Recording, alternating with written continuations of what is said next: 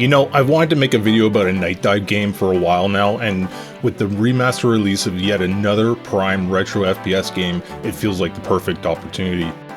Concept of game preservation has been increasingly coming to the forefront of gaming discourse lately, with stuff like, say, Epic's decision to remove Unreal and Unreal Tournament from the official storefronts, or like Nintendo's often complicated war on emulation. Both of which are a story for another time. Preserving and keeping the legacy of games accessible to all audiences well into the future is something, something I'd say is worth striving for. If not just for the enjoyment of the medium, but firmly cementing the legacy of the people who brought these experiences to us. I mean, the same thing is consistently done with film, where older movies will be remastered in whatever the latest and best format is. Though I'll say collecting movies on 4K these days is a bit pricier than DVDs used to be back in the day. With the literal boom of boomer shooters and the seemingly, increasingly lackluster appeal of normie AAA games, this just compounds the fact because now a lot of gamers are becoming increasingly nostalgic. Nightdive has positioned itself as a prime studio for bringing older games, the games which I grew up with, to modern audiences. Sure, there are still great platforms like GOG that have been making these games available for years now, but remastering those games for modern machines and modern expectations has been a key goal for Nightdive Studios. So now Nightdive has revisited a more niche title from the 90s, though one you might fondly remember if you played it on PlayStation back in the day. Star Wars Dark Forces follows the exploits of a lesser-known character from the Star Wars lore, the absolute Chad, Kyle Katarn. This could be interesting. Alright, I'm in.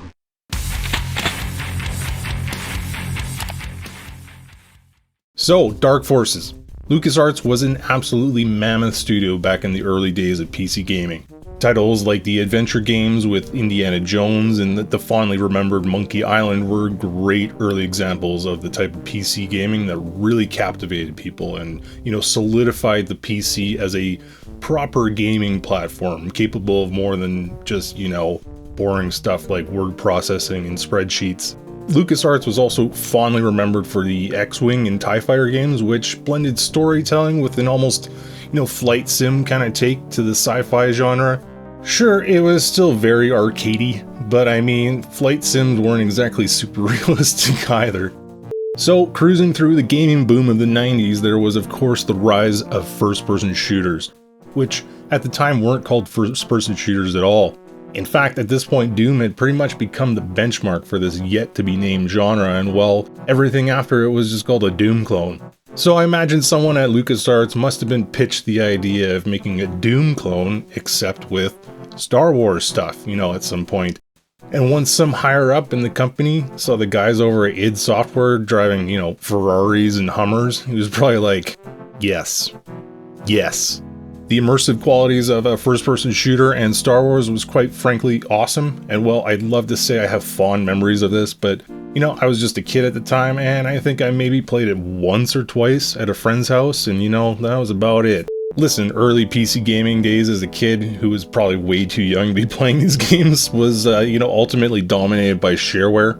Like, everyone had the Doom shareware. Everyone had the Duke 3D shareware. Which was, sometimes problematic if their parents took issue with the Satan that was video games in the 90s. Talk about a moral panic. Shake it, baby. It was so rare for someone to have an actual full copy of a game, at least in my experience. Like, I've played the first episode, LA Meltdown, probably hundreds of times over the years, but I never truly finished Duke 3D until, many, many years later. I actually think the first time I played through the entire game of Duke 3D was on the N64 version, which wasn't even the same game in a lot of ways. So, like I mentioned earlier, games like Dark Forces have been available to purchase and play on platforms like GOG for years now. However, they are presented in their original form, with all their many quirks. Usually running on DOSBox, and well, DOSBox works, per se, but you're getting the game as it was back in the day. It's running as the style of the time. Dark Forces comes from a time when even basic vertical mouse look wasn't commonplace. However, it did have vertical aiming. You just had to use page up and page down. Okay, this comes from an era when we were still using the directional keys instead of WASD, so that kind of makes sense, but man alive, it feels so weird to try and use these days. I want to say it was the style of the time, but it kind of wasn't. It felt like every game was trying something different, and the modern WASD mouse look control scheme never truly finalized until like Half-Life mods like Counter-Strike and Team Fortress for the most part. Maybe just Half-Life in general. Like, before that, it was just, who knows.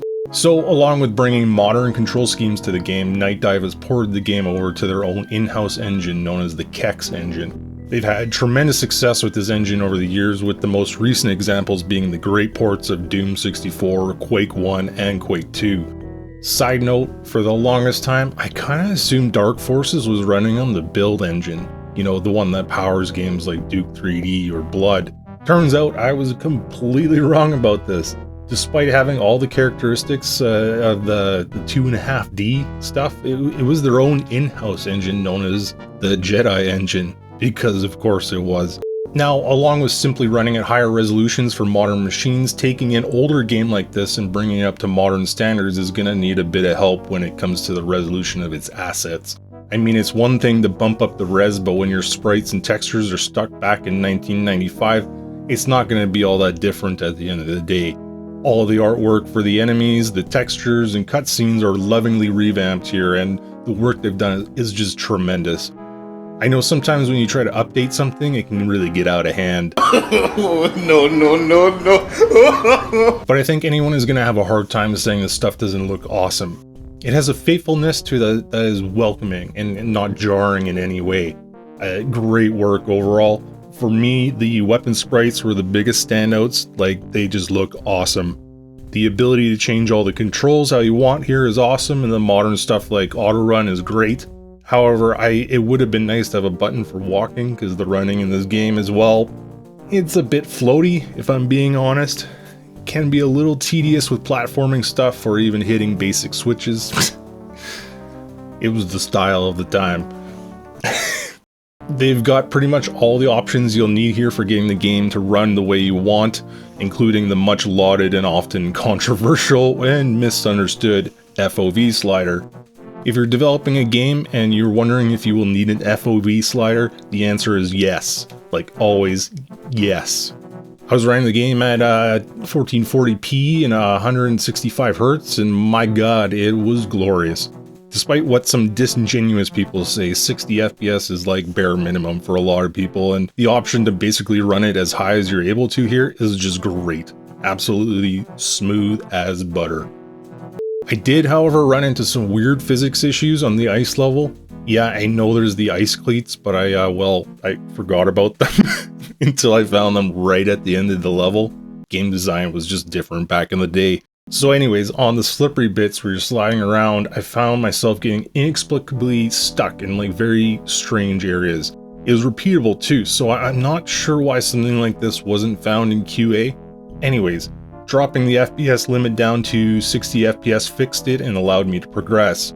This is the only area that I had any issues with this, and I switched back afterwards without issue. This has been an on and off issue with older games over the years. The most notorious examples of mods that uncap FPS on id Tech 4 and id Tech 5 usually just end up breaking the games. Oh well. So Dark Forces is a game from another time, and at a lot of points this becomes very evident.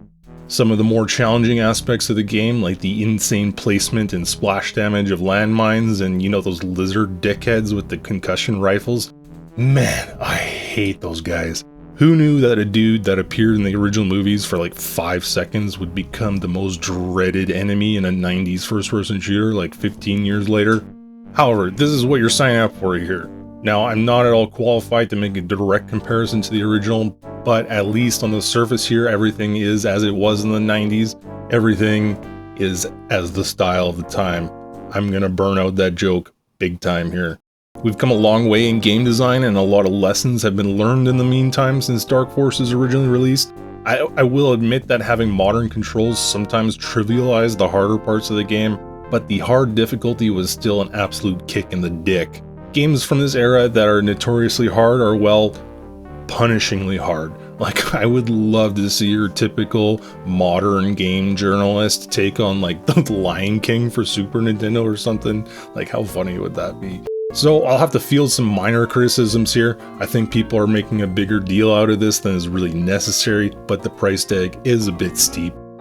This remaster set me back almost 40 Canadian dollars, and considering the original is like $8, which I probably bought on GOG for like $2 on sale at some point, the contrast is a bit staggering.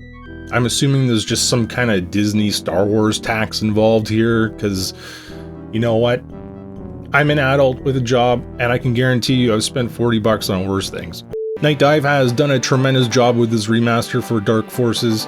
The work that they're doing to bring these classics to modern audiences is truly admirable.